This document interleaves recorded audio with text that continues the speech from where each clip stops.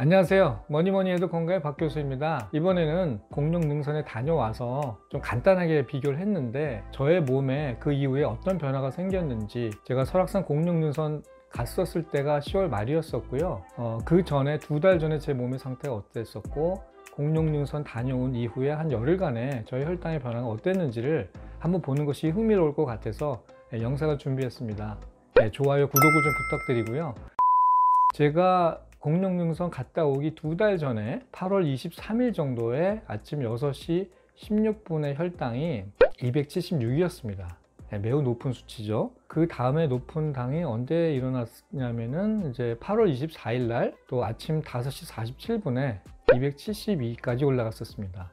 중요한 것은 뭐냐면 단순히 높게 올라갔다 내려간 것 뿐만이 아니라 134, 163, 216, 263, 272 그래서 이렇게 천천히 떠 195, 100, 뭐 이런 식으로 해서 상당히 혈당을 처리하는 데 시간이 오래 걸렸다는 겁니다. 이게 예비 당뇨인들의 특이점인데 보통 정상인들하고 매우 다른 그런 특성이죠.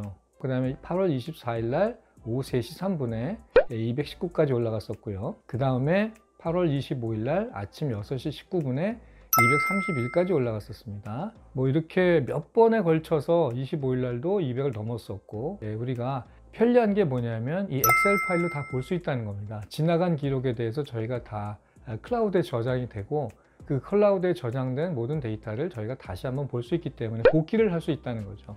그래서 센서를 차고서 우리 데이터가 클라우드로 올라가고, 올라간 클라우드에 저장된 데이터를 우리가 언제든지 불러서 볼 수 있다는 장점이 있습니다. 자, 그래서 8월 26일 날 또 높은 당, 8월 26일 날 또 200이 넘는 높은 당을 기록을 했고요. 그래서 8월 27일 날 뭐 아침 5시에 높은 당, 이런 이제 높은 당이라 하면은 저는 이제 한 200을 보통 넘는 걸 이렇게 말씀을 드린 거고요. 이거 뭐 상대적으로 여러 가지 체질에 따라서, 당뇨 기수에 따라서, 상태에 따라서 매우 다르기 때문에 절대적인 기준은 없습니다. 다만 저에 대해서 제가 상대적인 저만의 기준을 200을 넘는 걸 갖다가 안 좋다고 생각하는 거. 이거는 다른 의사 선생님들도 똑같이 말씀하시는 부분이기 때문에 그렇게 스탠다드 값을 잡으면 좋겠고요. 자, 과연 이제 중요한 것은 뭐냐? 설악산 공룡능선에 다녀와서 제가 계속 이제 8월 31일까지 높은 당을 기록을 했는데, 자, 그러면 10월 30일 날 어떤 일이 있었냐면, 좀 내려가 보도록 하겠습니다. 공룡능선을 등반하기 전에 민박집에 잤다고 그랬죠. 민박집에서 자기 전에 횟집에 가서 저희가 회하고 국수하고 밥을 먹었습니다. 그때 197, 한 200 정도 쳤다는 걸 전번 영상에 제가 말씀을 드렸고요. 자, 그러면 공룡능선을 타면서 제가 전에 영상에서 이렇게 공룡의 등처럼 이렇게 들쑥날쑥하는 것들을 제가 보여드렸는데, 들쑥날쑥하는 게 첫 번째 새벽에 어떤 걸 먹었냐면 컵라면을 먹었습니다. 저 혼자 갔으면 컵라면 안 먹었겠지만 친구들이랑 같이 갔기 때문에 뭐 친구들 먹는데 제가 안 먹을 수도 없고, 그래서 일단 새벽에 3시 반에 일어나서 컵라면을 먹었고 4시 반에 혈당이 173까지 쳤습니다. 뭐 그렇게 높은 편은 아니죠, 당뇨인 치고서. 그래서 컵라면을 먹고 173까지 쳤는데, 그 다음에 중요한 것은 뭐냐면은 이제 점심때 메인 이벤트로 카레라이스 도시락을 먹었습니다. 그게 스스로 이렇게 발열되는 도시락이 있더라고요. 그게 뭐 된다 안 된다 여러 가지 이야기가 있는데, 환경 보호 때문에 이거는 저희가 깨끗이 다 수거를 했기 때문에 문제가 없었고, 어쨌든 지금 허용은 됩니다.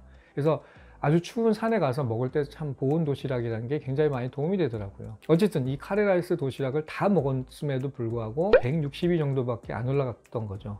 그 중간에 뭐 귤하고 곶감 같은 것도 먹었지만 그런 것들은 유의미한 숫자를 나타내지 않았고, 2시 41분, 오후 2시 41분, 이거는 아마 오후 1시 40분쯤 저희가 점심 도시락을 카레라이스로 먹고 난 다음에 혈당이 162까지 친 것을 저희가 확인할 수 있었습니다. 그 다음에 쭉 내려가서 이제 등산을 마치고, 그 다음에 4시, 5시, 6시 하는데 뭐 130 정도 그렇게 높은 숫자가 나오지 않았거든요. 그 무슨 얘기냐? 그만큼 에너지 소모가, 포도당 소모가 엄청나게 일어났기 때문에 몸에서 더 이상 혈당이 높아지지 않았다 라고 제가 그렇게 볼 수 있을 것 같고요. 그 다음날 아침에도 보면 뭐 175 정도 올라갔고, 그 다음 해가 중요한 거죠. 그러니까는 설악산 공룡능선을 다녀온 다음에 내 몸의 변화가 2달 전 8월 달하고 10월 달 이후에 11월 달에 어떤 변화가 있었는지가 가장 중요한 건데, 한번 11월 1일 날 오후 1시 21분에 204를 치는 특이점 이외에는 계속해서 상당히 잔잔해졌다는 겁니다. 그래서 혈당 스파이크가 굉장히 스무드해졌고 11월 4일 날 오후 7시 56분에 179로서 좀 높은 값이지만 뭐 이 정도면 상당히 양호한 편입니다. 아까 270 치는 것보다 170은 상당히 양호한 거죠. 자, 그 다음에 또 줄줄이 내려가서 저희가 11월 6일, 11월 7일 가서 보면 좀 높은 값인데 11월 6일 날 7시 39분에 164로서 좀 높은 값이라고 하긴 하지만 164면은 사실 당뇨에서 양호한 겁니다. 자, 그래서 이렇게 보시면 전체적으로